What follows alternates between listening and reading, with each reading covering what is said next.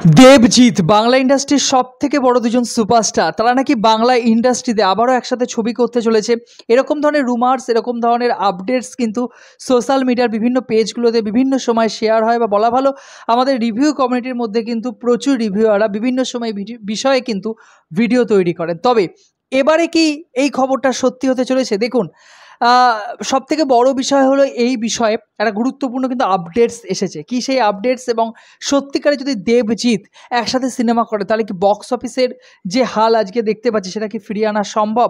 আসুন এই ভিডিওতে কিন্তু আমরা আজকে ডিটেলসে গোটা বিষয়ে আলোচনা করব। তো টলিউড ইন্ডাস্ট্রিতে বিভিন্ন সময় কানাঘুষো শোনা যাচ্ছিল যে দেবদা এবং জিৎদা কিন্তু একসাথে আবার একটি ছবিতে ফিরে আসতে চলেছেন। তো দেখুন, এই যে রুমার্সটা ঘুরে ঘুরে ফিরে আসে আর কি বারবার, গত আমার মনে হয় যে 4-5 বছরে, করোনার আগের থেকে এই বিষয়টা নিয়ে চলঘোলা চলছে আর কি, 17-18 সাল থেকে। তো বিভিন্ন সময় স্ক্রিপ্ট লেভেলে কিন্তু চেষ্টা করা হয়েছে দেব বা জিতের সাথে যোগাযোগ করার। তবে কোনো সময় তো দেবের টাইম হয়েছে, কোনো সময় তো জিদ্দার টাইম হয়নি, বা কোনো সময় জিদ্দার সময় হচ্ছে দেবদার হয়তো দেব হয়তো অন্য প্রজেক্টে ব্যস্ত ছিলেন, বা এদের দুজনকে একসাথে করার মতো মানে কাজ করার মতো হয়তো পরিচালক আমাদের বাংলা ইন্ডাস্ট্রিতে এই মুহূর্তে কিন্তু নেই। তবে একজন তো অবভিয়াসলি রয়েছে, তিনি হলেন রাজ চক্রবর্তী। হ্যাঁ, শোনা যাচ্ছে রাজ চক্রবর্তী নাকি স্ক্রিপ্ট লেভেলে কাজ করছেন। দেখুন, একটি বড় নিউজ মিডিয়ার তরফেই খবরটা দেয়া হয়েছে আর কি। আমি নিচে লিঙ্ক দিয়ে দিচ্ছি ডেসক্রিপশন বক্সে, আপনারা চেক করতে পারেন। তো রাজ চক্রবর্তী স্ক্রিপ্ট লেভেলে কাজ করছেন এবং কোথাও গিয়ে দেবদা এবং জিদ্দার সাথে নাকি তিনি মিটিংও সেরেছেন। তবে অফিসিয়ালি কোনো কিছু তিনি অ্যানাউন্সমেন্ট এখন করেননি এবং এই বিষয়ে তিনি কোনো রকমই কিন্তু মুখ খোলেননি। তবে তিনি কিন্তু এর আগেও একটি ইন্টারভিউতে বলেছেন যে যদি তারা একসাথে কাজ করতে চান দেবদা এবং জিদ্দা, তাহলে কিন্তু রাজ চক্রবর্তী নিজে এগিয়ে আসবেন। কারণ তিনি চান যে বাংলা ইন্ডাস্ট্রির ক্ষেত্রে, বক্স অফিসের ক্ষেত্রে দেব এবং জিৎ একসাথে একটা সিনেমা তৈরি করুক। কারণ এই মুহূর্তে বক্স অফিসের যে হাল আমরা দেখতে পাচ্ছি, মানে দেব নিজে যখন রিলিজ করছে বা জিদ্দা নিজে যখন তার সিনেমা রিলিজ করছে, সেক্ষেত্রেও যে সবসময় বক্স অফিসে বিশাল বড় একটা হিট হচ্ছে তা কিন্তু নয়। দেব বলেছেন যে তার সিনেমার ক্ষেত্রে তিনি যখন মিঠুন চক্রবর্তীকে নিয়ে কাজ করেছেন, পরাণবাবুকে নিয়ে কাজ করেছেন, তিনি সেই স্পেসটা কিন্তু ছেড়ে দিচ্ছেন অবভিয়াসলি বড় অভিনেতাদের জন্য। যেহেতু জিদ্দা সিনিয়র এই লাইনে, তিনি চান যে জিদ্দা যেন ভালো একটা চরিত্র পায় এবং সেখানে জিদ্দার জন্য তিনি আলাদা করে কিন্তু স্পেস বা জায়গা কিন্তু করে দেবে। জিদ্দা নিজে ইন্টারভিউতে বিভিন্ন সময় বলেছেন যদি ভালো গল্প আসে, যদি দুজনকে তারা এফোর্ড করতে পারে, কারণ এই মুহূর্তে জিদ্দা একটি সিনেমা করার জন্য 1 কোটি টাকা চার্জ করেন এবং দেব প্রায় 70 থেকে 75 লক্ষ টাকা কিন্তু অফিসিয়ালি চার্জ করেন, যেহেতু তার নিজের প্রোডাকশন হাউস থেকে তিনি ছবি করছেন পরপর।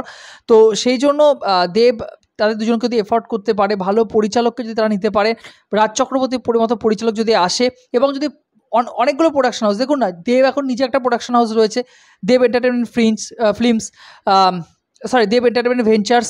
অন্যদিকে আপনারা জিৎ ফিল্ম ওয়ার্কস আর কি, জিদ্দার নিজস্ব প্রোডাকশন হাউস রয়েছে। ওদিকে রাজ চক্রবর্তী নিজস্ব প্রোডাকশন হাউস রয়েছে। যদি এসবিএফ পাশে হাত দেয় তাহলে একটা বড় বাজেটের কিন্তু মাস কমার্শিয়াল ছবি কিন্তু আসতেই পারে। তো এটাই আমাদের আশার খবর বা ভরসার জায়গা। তারা কিন্তু স্ক্রিপ্ট লেভেলে কাজ চলছে, যদি তাদের সময় হয়, যদি স্ক্রিপ্ট পছন্দ হয়, তাহলে কিন্তু একসাথে আগামী দিনে আমরা কাজ দেখতে পারি। যদিও আপনারা জানেন যে বুমেরাং ছবিতে অলরেডি কিন্তু দেবের গার্লফ্রেন্ড আর কি রুক্মিণী মৈত্রকে আমরা দেখেছি। সেই যে একটা তাদের মধ্যে একটা সম্পর্ক তৈরি হয়েছে, অবভিয়াসলি দেব নিজে হলে গিয়ে বুমেরাং ছবিটি দেখেছেন, প্রশংসা করেছেন জিদ্দার, এবং রুক্মিণী মৈত্র তো ছিলই। তো সেক্ষেত্রে তাদের ঘনিষ্ঠতা আরও বেড়েছে, দেব এবং জিতের মধ্যে কথা আদান প্রদান আরও বেশি পরিমাণে হচ্ছে। তো আমার মনে হয় আগামী দিনে কিন্তু তারা ছবি করার জন্য এগিয়ে আসলেও আসতে পারে। তো অফিসিয়ালি কোনো আপডেটস এখনও পর্যন্ত আসেনি। তবে হ্যাঁ, যদি ছবি হয় তাহলে কিন্তু আমাদের থেকে বেশি আমার মনে হয় না এই মুহূর্তে কেউ হবে। কারণ আপনাদের মনে রাখতে হবে যে হিন্দি ইন্ডাস্ট্রির মধ্যেও কিন্তু শাহরুখ খান, সালমান খান এরা দুজনে কিন্তু একসাথে ছবি করছে। এই যে ওয়াইআরএফ ছবিগুলো করছে এবং তারা ক্যামিও রোলেই আসছে, কিন্তু ওই যে ওইটুকু ক্যামিও রোল, এর ফলে কী হচ্ছে যে ওই যে ফ্যান ক্লাবের মধ্যে একটা যে দ্বন্দ্ব চলছিল, ফ্যান ক্লাবের মধ্যে যে একটা বারবার করে ঝগড়া চলে, এমনও পরিস্থিতি হয় যে দুজন ফ্যান ক্লাবের মধ্যে এমন প্রচণ্ড পরিমাণে ঝামেলা হয় আর কি, আপনারা জানেন সোশ্যাল মিডিয়ার ফলে বা ইউটিউবে। ফলত কিন্তু সেইটা খুব খারাপ জায়গায়, মানে সেই জায়গাটা হাতাহাতির পর্যায়ে বাস্তবিক অর্থে চলে যায় আর কি। সেটা যেন না হয়, দুজনের ফ্যান ক্লাব যদি এক হয়ে যায় তাহলে কিন্তু বাংলা ইন্ডাস্ট্রির জন্য সেটা লাভ হবে। এই কথাটাই বারবার করে আমরা পরিচালকদের মুখে শুনে আসছি। যাই হোক, আপনাদের কি মতামত? যদি একসাথে তারা ছবি করেন আপনারা কতটা এক্সাইটেড অবভিয়াসলি কমেন্ট বক্সে জানাবেন। ভিডিওটি ভালো লাগলে এরকম ইনফরমেটিভ ভিডিও পেতে চ্যানেলকে সাবস্ক্রাইব করে পাশে থাকবেন বন্ধুরা। জয় হিন্দ।